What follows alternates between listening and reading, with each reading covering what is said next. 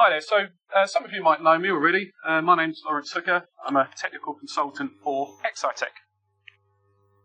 So this session's really for completely novices, new users, people that haven't used Dynamo before. But what I'll be doing is going through a few slides first, just to position Dynamo and also try and demystify the difference between the free Dynamo and Dynamo BIM, which is Dynamo Studio, which is the one we have to pay for. So also, we'll look at interaction between different bits of software as well. So when we look at Dynamo, we often think about what I call spaghetti architecture, which is crazy shapes and crazy geometry all over the place. Of course, it's very, very good for that. That's what we'll term as computational geometry. But I think what most people are interested in is the everyday uses for Dynamo. What can we do with it every day? You know, is it a tool we can use on a daily basis? Sorry, I'm just trading on cables here. Then we're going to have a look at the first steps of Dynamo. So I'll be taking you through the interface and going through nodes, wires, that sort of thing. And then, as I say, I'm going to go through some everyday uses of what we can do with it. So one of the first things we have to understand is, what is it? Is it a programming language? Well, the way I like to think about it is if you take a look at the screenshot here, on the left-hand side, you can see that we have, in this case, a snippet of code from C#. What it's actually doing is calling a file path and then allowing us to read in Excel data. Now, obviously, when you look at that, that's if you're not a programmer, that's quite complicated. And it's a bit like trying to read a foreign language. It's very, very difficult. If you look on the right-hand side, what you'll now see is Dynamo's 4 nodes to accomplish what that code's showing on the left.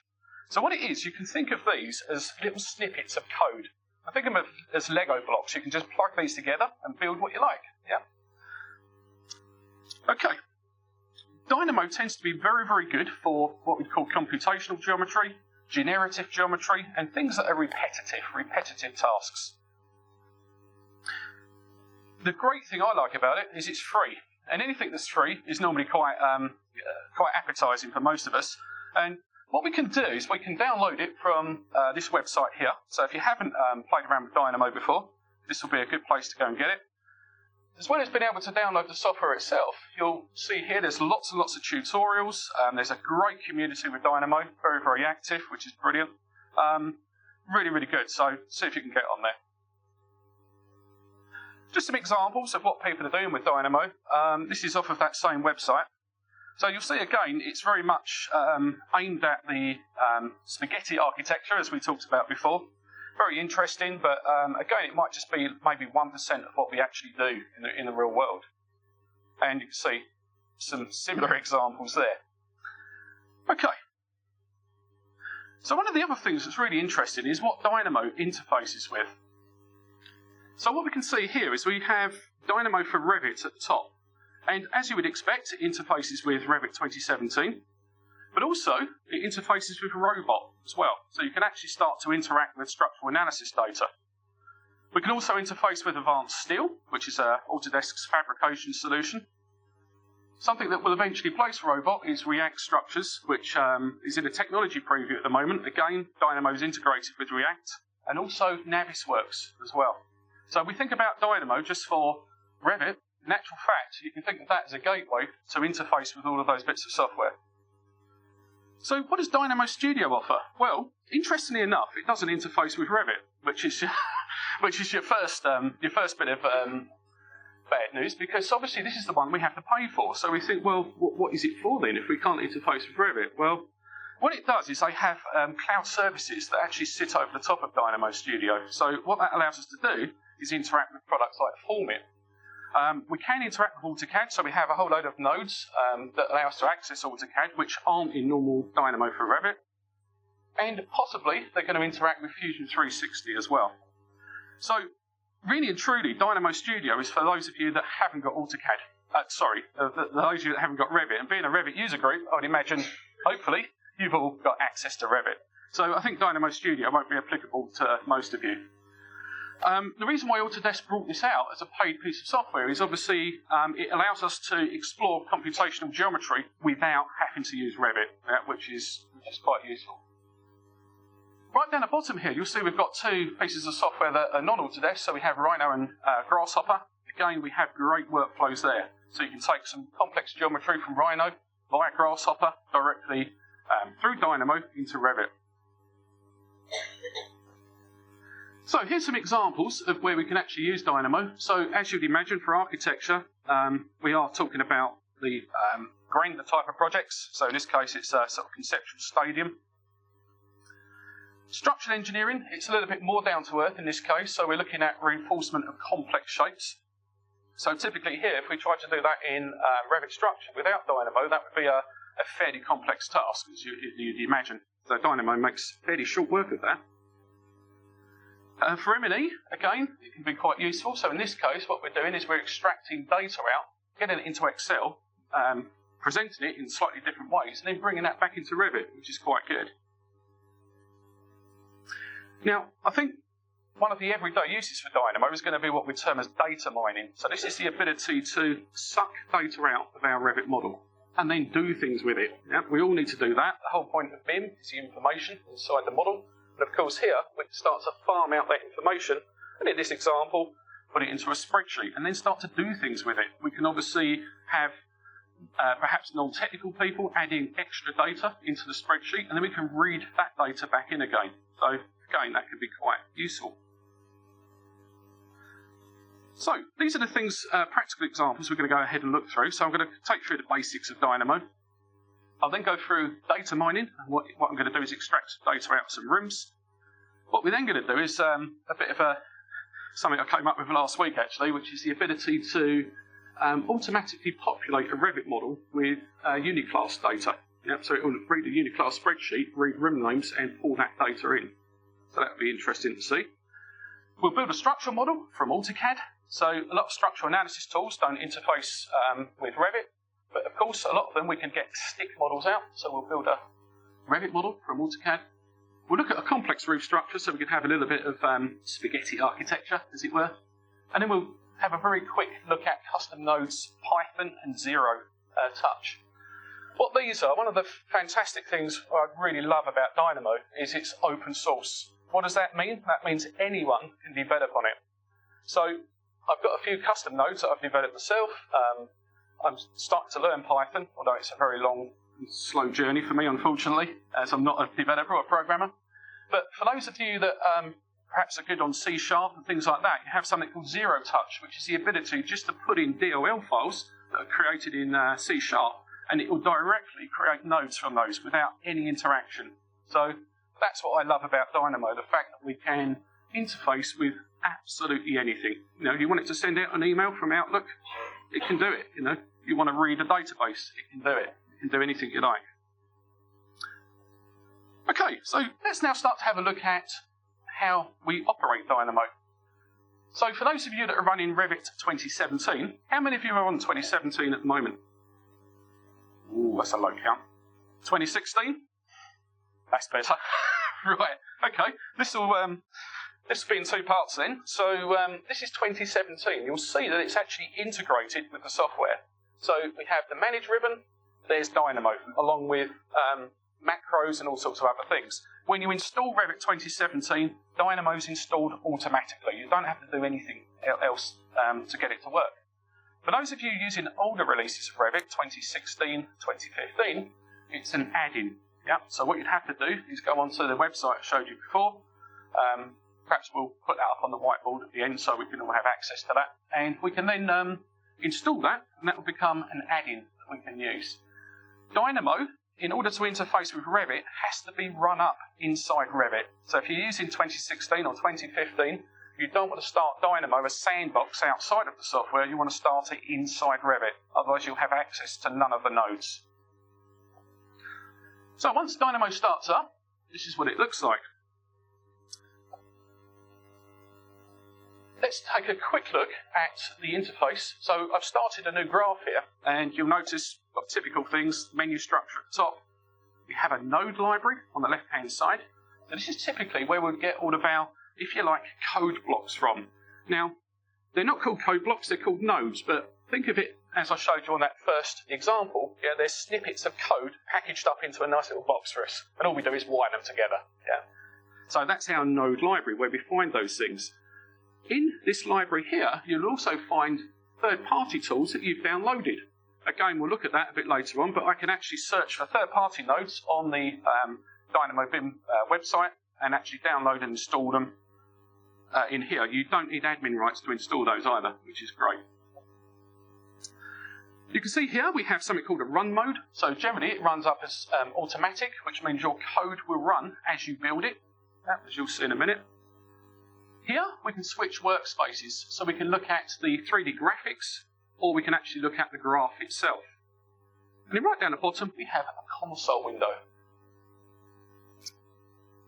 So what I'm going to do now is cut across into Revit, and we'll have an example of how we perhaps begin with Dynamo. Obviously you have to be in Revit, you have to have a project, so I'm just going to start, in this case, an architectural template, but you could have started any template you like. And once that's started there, as I said before, we can go to Manage, and here's Dynamo. So I'm going to launch Dynamo. Now, as I've said, you can actually launch it as Sandbox. Yeah, so you can type in Dynamo down here, and you'll notice you can actually run up Dynamo as a standalone product, but it will not have access to the Revit nodes. So most of you will want to be running this up from within Revit. So, simple case of just clicking on Dynamo there. I'm using the latest version. I'll show you how you can track what versions you're using. Interesting thing about versions, most of them are backwards compatible, so you can kind of open up new graphs in old versions. What you do find though is certain nodes will fail. So sometimes you'll get like a red node on the screen with a big exclamation mark through it, and that means it's not supported or something's gone wrong with it. So because it's open source, there are still a few teething problems with Dynamo. So here we are. Here's the software running. First thing is, my Dynamo is up to date. If it wasn't up to date, I'd have a little green cloud up here, and it would tell me to update. Yeah, and I could update that if I wanted to. Got a couple of bits of information up here. Yeah, notifications, that's fine. What I'm going to do here is create a new graph. So the file format is .dyn. So of course you can have a little folder somewhere in your organisation, store your Dynamo files and use them as required. There are some third-party tools that allow us to actually run Dynamo scripts directly from within Revit without having to actually launch Dynamo. And that's quite interesting. And I'd imagine a lot more is going to be made of that as we go through this journey. Because Dynamo is a great vehicle to build these bits of kit, but actually if you want to have your everyday users, as you like, actually using these things, then it'd probably be better just to package it up into a little button or have a simple bar you can select certain scripts from. So in this case, I'm going to start a new graph from scratch. Here we are. So this is the interface. So remember the node library on the left? Here it is. Here's my background. I have my console window at the bottom. Notice my graph is in automatic mode, so it's constantly running. It won't stop running. The other thing to note is up here, I can switch workspaces. Yeah. So what's happening here is I'm kind of just previewing the background of Revit, the graphics window, or the node library. Now let's start off with some real basic stuff. I'm going to add some numbers together with Dynamo. I'll show you how to use the node library. So I'll start off with perhaps core. And in here, you'll notice I have input. In here, very basic level, I have a number. If I click that, out comes that number. You can zoom in and zoom out just with your normal wheel mouse, no problem at all. I want a few numbers in here, so what I'm going to do is I'm going to hold down my control key and just copy some of these. You can obviously do Control C, Control V as well, as you'd expect. And what we'll do is we'll now populate this with data. Yeah, so there's some numbers. So let's go into maths now. And in here we have all sorts of different mathematical operators. You can see the extent of that. But the thing is, the node library is huge. There's a lot of things in there. And if you're actually looking for a specific function, let's say we're running on AutoCAD, for example, you type it in. We do a very similar thing with Dynamo. Now, I can either use the right mouse button and type in a search string up the top there, or I can just click in the search window here. So I'm just going to hit the plus button, bring it through, And now we can wire these together. To wire these, I'm simply just left clicking on the port, wiring it across into the input here, and out comes a number. Now, this is called a watch, like a little preview node. You see that? Just gives us the answer. Okay, now what we'll do is we'll then take this result and we'll multiply it by this value here. So, once again, rather than searching for multiply, I just type in asterisk. Here it is. So now, we'll take that result into x, we'll multiply it by 2 in here, and there's my result. So of course now, because the graph is running automatically, as I start to change these numbers here, we can see these numbers change over here. Yeah, so obviously here we've got 30 multiplied by 2, giving us 60. Now, I've been showing you how I can actually just use these numbers to actually put information in. What we can do is we can just use a code block. So I can double click in the background of Dynamo and we get a code block. This is where you'd actually use design script, which is Dynamo's language. Now, there's a number of different languages you can use. You can use Python, as we discussed earlier, but the simple one to use is design script. So very simply, let's say I want to put a number in. What would I do in design script? I'll just type in 15 and a semicolon. What that does is that tells Dynamo that's the first line of information. I'll now type in 20. I've now got 2 outputs, so actually I could replace those, and there's my result. Yeah. So the code block is quite convenient. You can also use a code block to actually enter things like strings. Now, first thing is, well, we might think, well, what's a string? Okay, it's a bit of text, basically. Let's say I want to add a couple of strings together. Now, you might be thinking, he's gone mad, you can't add strings together.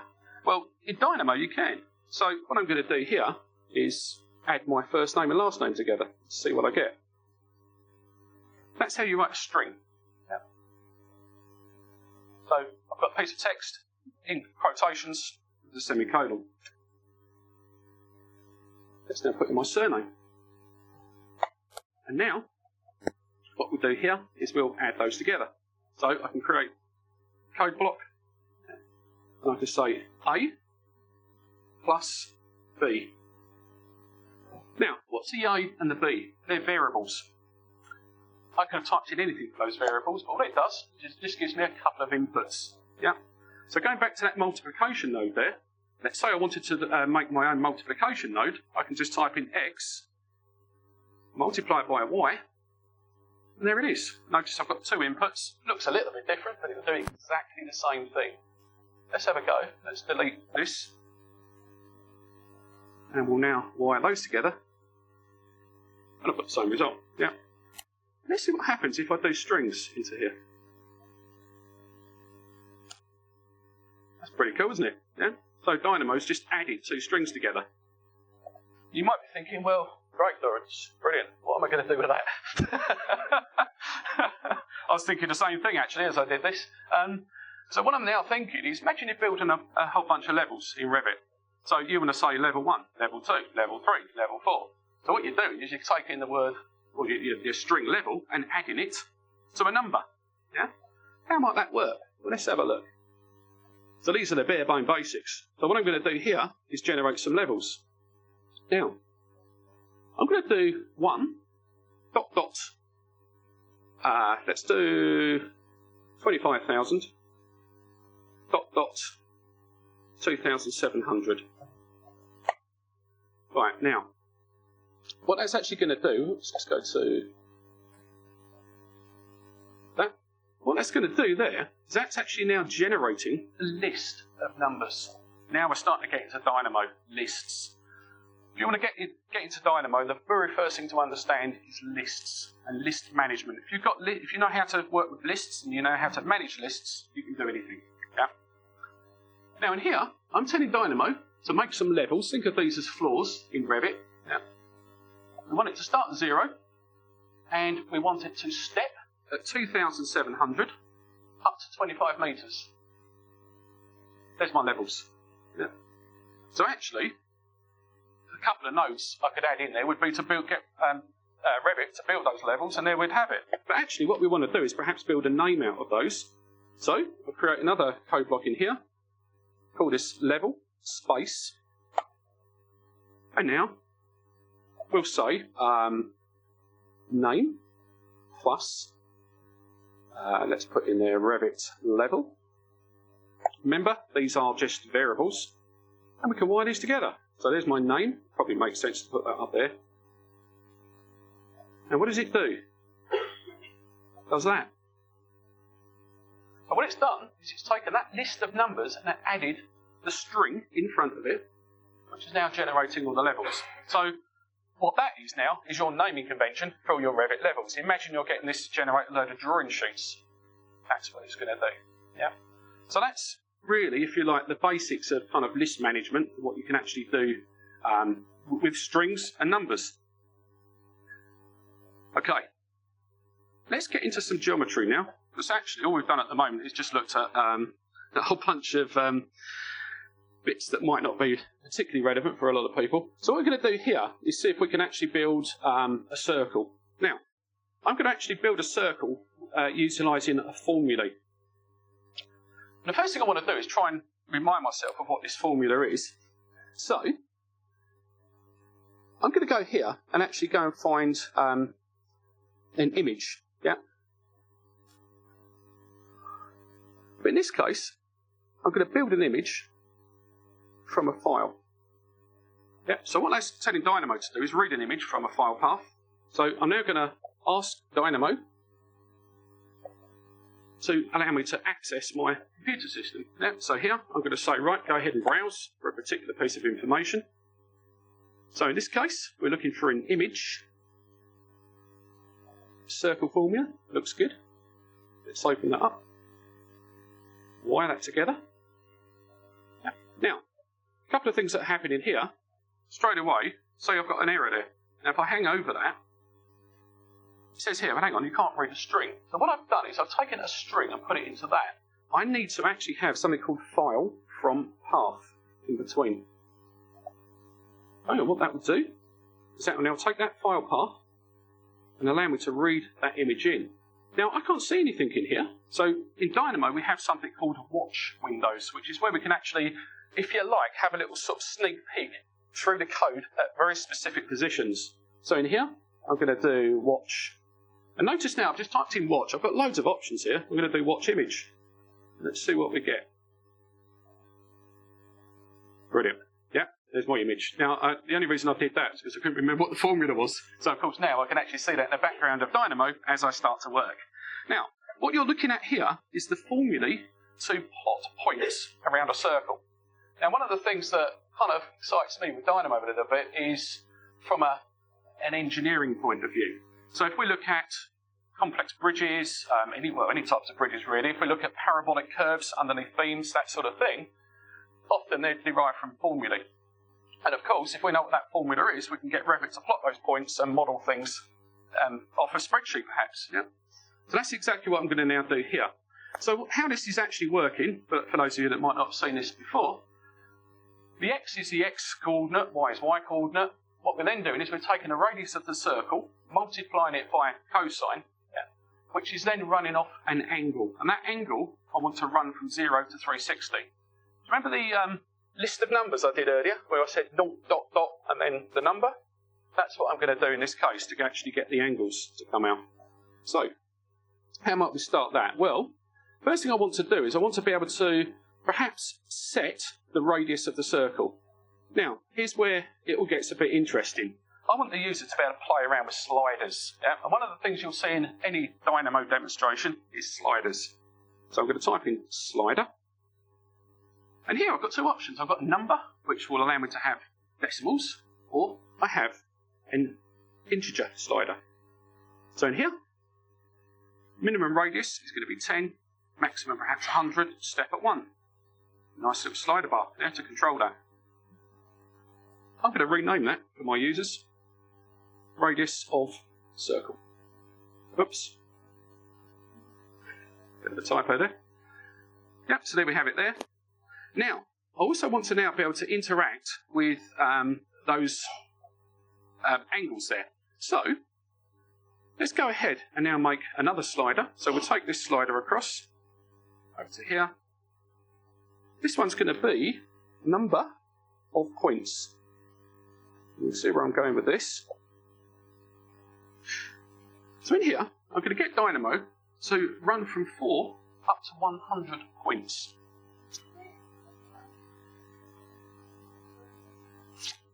This here, the image. This bit here, yeah, it's just a JPEG, just a. No, there's no colour in it or anything like that. That will watch whatever I decide to put in. If I go back and find another image, if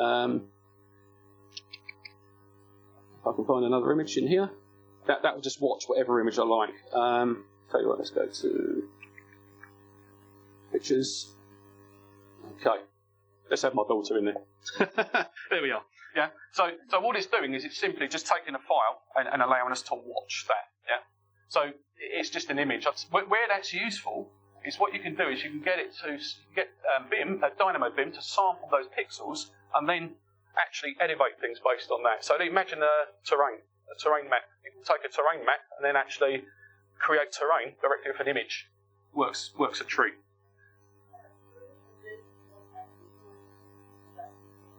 It's just a formula written down. Yeah, just a formula. It's just literally reading an image. Yeah. Just so happens I was being a bit lazy and I couldn't remember what the formula was. So, okay. So there we have it. So now what we're going to do is we're going to generate a load of points. So in here we want some points that are going to range from 0 to 360. That's what we want to do. But now I want a very specific length of points. I've just said there, with that slider, I want, in this case, 52 points. So what we do here is we put in a hash key and then that slider bar. Now, to get that slider bar in, I'm going to need to have a variable set up. So in here, I'm going to type in QTY, the quantity. Generally, if you start to use variables in here, you should use camel case, which is capitalising the first word of each string. So if I was going to put in there point quantity, it would be capital P for point, and then no space, and then QTY afterwards. It's gone yellow because it needs an input. It's saying, well, what's quantity? If I put that in there, this is where it's pretty good. So you'll now see I've got a whole bunch of points in there. If I play around with a slider bar, you see now I've got 15, well in this case I've got 10 items there, or 11 items that it's creating there. As I drag this up and down, it's generating more points. Right, so that's all good at the minute. What we now need to do is get into the business of actually creating our points. So I now need to get a mathematical function for cosine and sine. So I'm just going to type in cosine there. And here we have it. So I'm going to read those points into the cosine. And you'll now see I've got cosine value in there. Let's do the same for sine. Okay. Read that through. And now I need to actually get Dynamo to multiply the output of this by our radius. So remember the code block? So in this case, I'm just going to say x times y. You know, they're just variables, so they could be anything you like. What that should now be giving me is a list, is my x coordinate to plot those points. Let's now do the same for our y part. Just going to move this chunk out the way. Oops, is there something in there as well? Of course there is. Yes. Right, one little thing. When you're working with Dynamo, you are going to get into situations like this where you very quickly just want to move some stuff. You can put these into groups. So I could select that lot there, right mouse, and create a group from it. Yeah. And now when I'm going to move the group, I can just drag that around. So that's quite a nice way of managing your Dynamo scripts. Now, I want the same code block, so I can just copy that. Remember, I'm holding the control key down to do that. And now, we'll take the same radius into the same math.sin. Right, x and y coordinates. If we want to get a bit better with this, I can type in x coord and y coord, so I don't get mixed up. Also, this is pretty useful for other people that might have opened up your Dynamo graph and want to actually see what you're supposed to be doing with it. And now we're going to get Dynamo to create some points. Point by coordinate. Right, let's feed in the X and feed in the Y. Notice straight away, look, I fed in the X.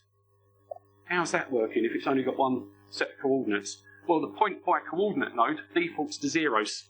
So it's got an X value, comma 0, comma 0. Yeah. Let's now feed in the Y.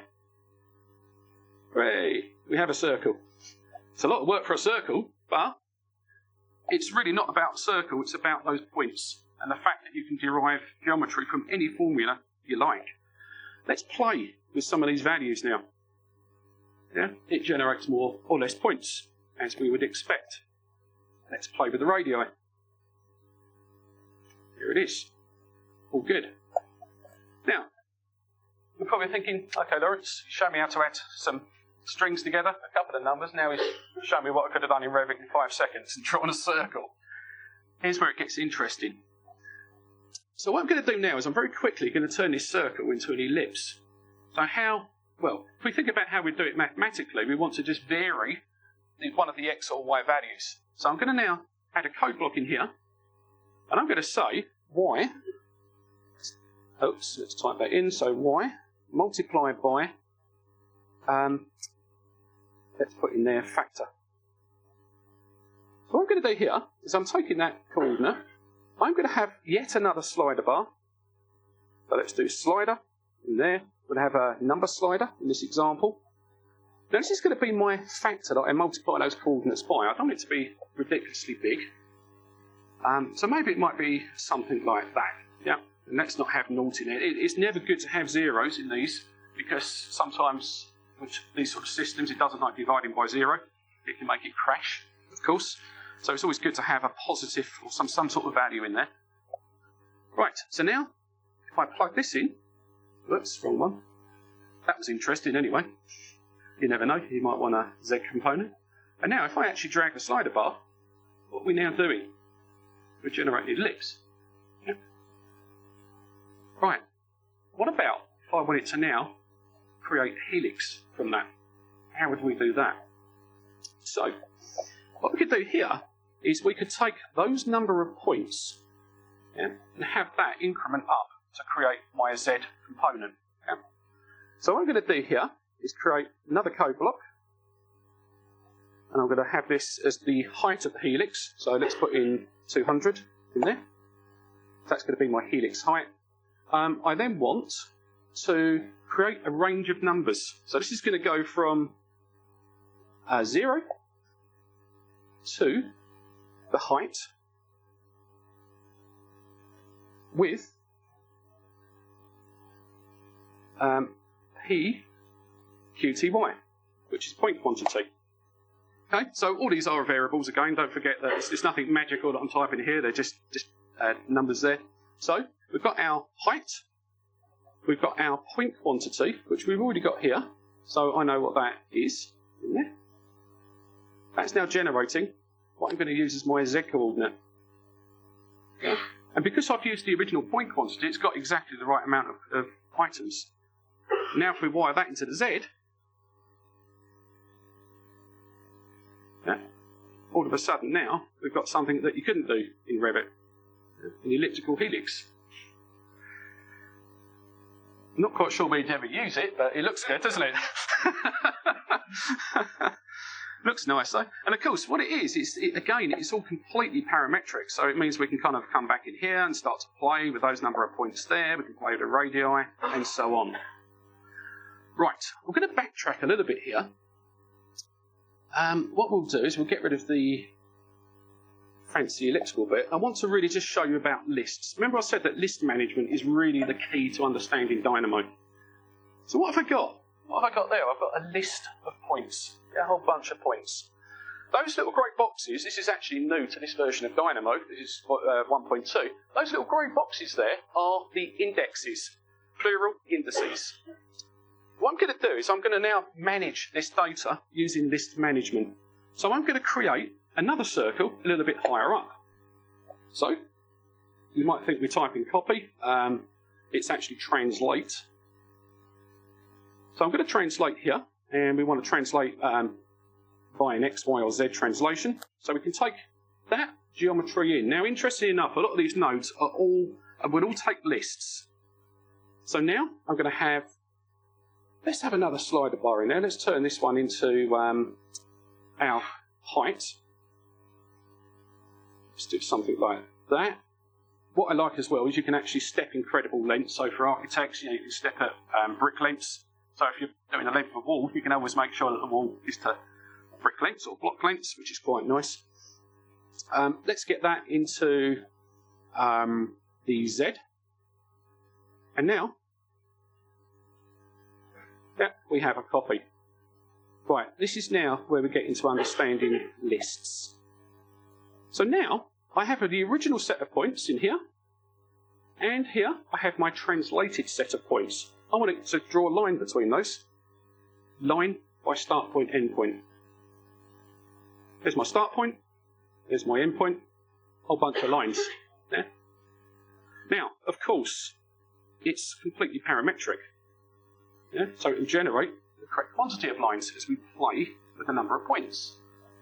As we play with radius, up here, again, that will all update. Okay, now let's have a look at list management. If I type in list in here, what we're going to actually now see are all of the commands inside Dynamo for list management. It is huge, immense. Now, sort of things we can do. Quite often, if you get a list of points, you might want to reverse. Let's say that you've picked two entities from Revit and you want to just reverse those selection sets. In here, if I type in reverse, and I now take the output of this geometry and plug that in there, it reverses the order of the points. So hence the lines are now doubling back on themselves. Yeah, fairly easy. Spaghetti architecture, we quite like to have randomization, and of course humans aren't particularly good at randomization. So what I'm going to do in here is I'm going to use something called list shuffle. What does that do? Well, remember I've got all of these points in here. If I put that into list shuffle, and I take the output of my shuffled list into the endpoint, we do get some shuffled lines. Of course, they're completely randomized. Again, what I really like with this is as we play with the number of points, it will generate a new seed every time, i.e. a new bit of randomization, because it's literally just randomizing that on the fly. How quickly could we turn that into something in Revit? Well, really quickly. What I could do is get Revit to create some structural framing down those points, and that would be done. That would be really straightforward, with literally 3 nodes. What I want to do is that's giving you like a bit of an introduction to how it works. I just want to take you through a couple of examples now of practical uses for it. So hopefully now we've got an idea of what's going on with lists. We can see that it's all about lists. So let's quickly switch back to Dynamo here. What I want to do now is just take you through a video which is going to show you how to extract data out. Now this is a bit of an interesting one. So in here, you can see I've got 2 shared parameters set up, classification space number and classification space description. These are going to be to hold uniclass data. This spreadsheet is that uniclass data. So the idea is I have a name here for, in this case, a room. What I really want to do is I want Dynamo to extract all those rooms out, look those rooms up in the table, and if it finds it, read off the row, which will give me the uniclass classification. So we've got a new node started, or a new graph started here. What we're going to do first is grab a selection set. So we've got categories. Of course, we're selecting rooms. So in there, we can just type in rooms rather than search through that great big list. You can just start to type that in. Then we're going to get all elements of category. That's telling Dynamo to get all the rooms in that whole project. Now you'll notice here I can't watch that. So if we type in watch in there, then we have a watch window. Remember how we watched an element? This will watch all the rooms. And interestingly, that little green box there is a hyperlink. So if you pick the green box, kind of show Revit in the background here, Revit will find a view, just like it does in the schedule, and show you the rooms. What it doesn't do is it doesn't actually select the entity, but it will zoom in to those areas there. So that they are nicely hyperlinked through, which is good. Okay, so Dynamo's now grabbed all of those rooms. So what we're now going to do, we're going to grab some parameters. Now this is what you want to do if you're mining data. So what we're doing here is we're taking all those rooms in here, and I'm going to now mine some parameters out of this. Yeah. Notice I typed in string there, that's a longhand way of doing it. You now know how to use code blocks. You can just double click, put it into quotes. And that is the parameter name for a room. So if you click on a room, you've got a parameter called name, it's room names. Yeah? I'm now mining that directly from Revit. Now this is a really cool node, this one. What this is going to do is it's going to search a particular value, i.e. this. It's going to then look up the row inside Excel and pull that data out. I'm going to store that data into a shared parameter file. So first I've got to tell Dynamo where the Excel spreadsheet is in my fantastic filing system, which is completely random. Must have got Dynamo to randomise all my files perhaps. Right mess. So there we are, there's my spreadsheet. Again, I'm telling it to read off that unit class table. Notice I just cut and pasted that. So you don't make any typing errors or mistakes. Yeah. We can then wire that in. Now, I'm going to tell it what to actually go ahead and search for. Now actually there I put in a boolean, so your boolean is a true or false to run it. Yeah. And what that does is that basically says yes, run the search, or don't run the search. What to search for? Well, it's the output of those rooms. Yeah.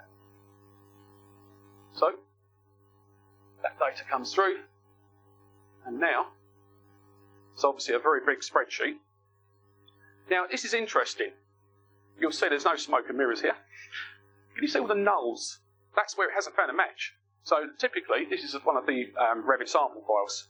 And what's happened here is they've got a room called lobby, for example, and obviously in the UK we've called it something completely different. So it hasn't found that, so we do have null values. But the key thing is here, where it has actually matched a room, it's been able to put out the rest of that data. Yeah? So rather than you actually manually typing in all of these unit class specifications, you can just put it directly from that spreadsheet. Right. Now I'm going to speed this up a little bit. So what this is now doing, let's just stop it there, because this is now again a fairly interesting point. If you take a look here, can you see that we have lists of lists? So these are lists, and then I have lists of lists. The bit I'm interested in is this code, this unit class code here. So what I'm doing here, this is brand new to this version of Dynamo. I'm actually taking that list out and I'm telling it to go down to the second level and then pull that information out. So what it's doing here is it's looking at index 0 to the second level, and then it's fishing out all of that unit class data, which is pretty good. If we zip through a bit more, then of course what we're going to now do is get it to set a parameter. Okay, and what's going to happen here is, in this case, if I just keep start to run this again, this is just a standard schedule. If I now put in some of those classification codes in there, into the schedule, there it is. Now, as you can see, it hasn't matched some of them, but it's still quicker than doing it from scratch. This isn't just about unit class. So if you think about M&E, for example, you might have specific air changes per hour based on room usage. Yeah, so if you can pull that room usage out, get it to look it up in a spreadsheet, and then put out air changes per hour, or volumes of air, velocities, whatever it is, any engineering information we can access from Excel. Okay, you can see I've just created a brand new room there, chemical store, and automatically, because Dynamo's running in automatic mode, it's matched the space number automatically, which is pretty good. Okay, let's come away from that. Something we all need to do is make lots of views. So in this example, this is going to now take you through creating call-outs of every single room. It's the same sample file, just in the interest of keeping things simple. Now again, it's relatively straightforward.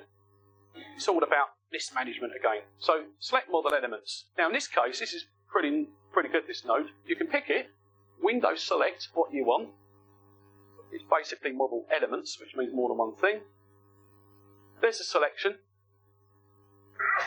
There's the element IDs that it's actually now found. Now bear in mind that Windows selection would have had all sorts of rubbish in there, not just rooms, all sorts of stuff. So what we're now doing is we're going to say, find the category rooms, get all of those elements of that category, like so. And here's a really good little node. It's called intersection. What it does is it finds the intersection of two selection sets.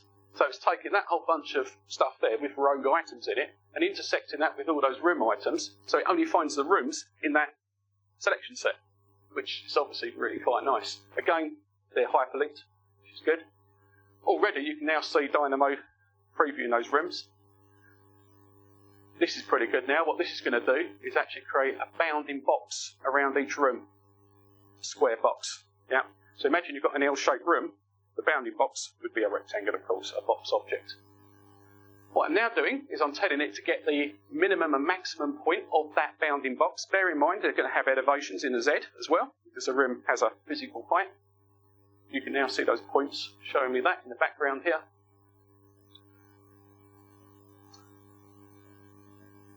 That was a clash detection. That could have been interesting in itself. In fact, I've used that to put fire dampers in between rooms. So it detects it's a firewall, find an intersection between the duct and the wall, put a damper in. So what this is going to now do is start to break out these into X, Y, and Z points. Point X, point Y, point Z. So what we can now do is feed those points in, and that's now reading off the X, Y, and Z values, copy and paste. This is where these dynamo graphs initially look quite scary, but in actual fact, they're pretty straightforward. A lot of them are just copied and paste. You know, they look immense, but they're just basic things that are just copied lots of times. So now we have the X, Y, and Z point for the minimum, and the X, Y, and Z point for the maximum. What I want to do is I don't just want it to actually put this this call out exactly over the room boundary. I want it to have a bit of an offset from that boundary. So in here we have X point minus offset in this case. Again, a bit of maths there. I've got to now set an offset, of course. Yeah, so that'll be the boundary offset. That goes 500, and that's now going to do the sums there for us. Again, we can copy that data through. We're going to use the same offset, so it's just a case of copying it through and then just wiring the relevant data in. So you can just edit that to Y as well. That makes a bit more sense. Don't have to worry about the Z. Yeah, we don't have offset in the Z axis. It's literally just a plain representation of this call out. Do the same in there. That obviously needs to be a plus, because we want to reduce it in the bottom half and add it in the top half. And what I've now got is all the data I actually need to generate the call out. So we're going to make some points. Yeah, so there's my point by coordinate for my top. And we now have the same for the bottom. And what I'm now going to do is create another bounding box from those new points. Yeah. So all I've done there is this whole bunch of fancy nodes here is simply just to get an offset. Yeah, just to make the call out a little bit bigger. So now we can get our bounding box. Again, I'm just using this search window here, which is a little bit easier here. By corners. Obviously, they're my corner points, as you know.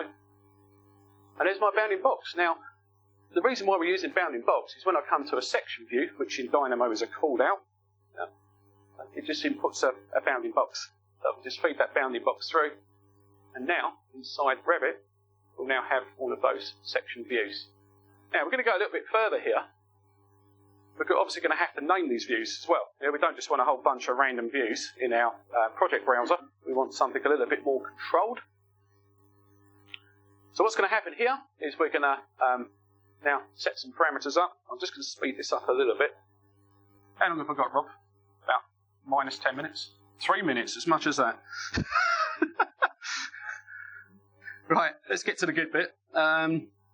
Okay, so here I'm creating that same thing I showed you earlier on. So it's a string.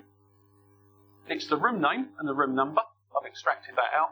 And that's gone into the value. That's literally just setting the view name for me there. I'm now going to apply a view template to these views. Obviously, these need to be a particular scale, and they need to have certain details attached. So you want 1 to 10, 1 to 20. You might want a fine level of detail with certain pen settings and everything else.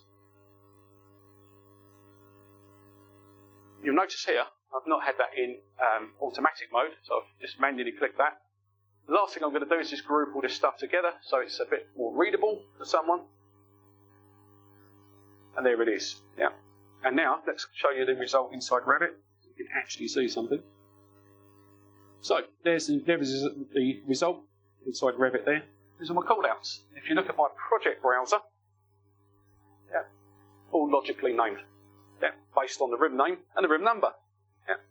We could do the same thing with doors. We could put out all the doors and name the doors with the room name, room number.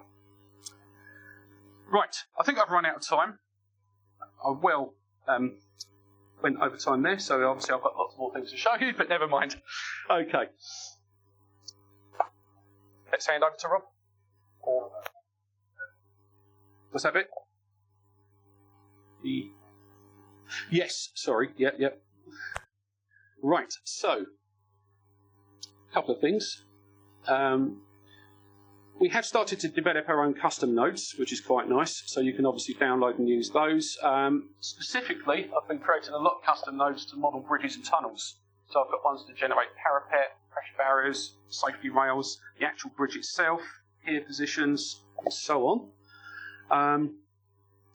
Clearly, we also provide training in this as well. So in this example, we've just got fundamentals for Dynamo and Revit, where we go through a lot of different examples there. The spaghetti geometry, as well as your everyday uses for it, which is quite good. We run that as a scheduled course on our fancy new website now. You'll be able to actually find out all those dates and when you can actually attend that, which is quite nice. Yeah, it's a crazy website. Just one thing to note. What you don't want to do is overdo Dynamo. So I don't know how many of you have been into electronics when you were younger and building up breadboard circuits and things like this, but you can think of Dynamo as a breadboard development kit. There's a whole bunch of stuff. I want to build an alarm clock. There it is. Yeah, it works. It's not the prettiest alarm clock in the world. You probably wouldn't want that on your bedside cabinet. This one looks a lot nicer. So what you've got to think of is Dynamo's great for your one-offs. You know, if I'm going to mass produce something and roll it out across an entire team, I would use standard development, C#, Python, VB.NET, whatever it is. We obviously provide those services as well to actually code something that you could obviously roll out across your entire team. And there's me. So obviously I did overrun slightly, but we got there in the end. Thanks very much. Thank you.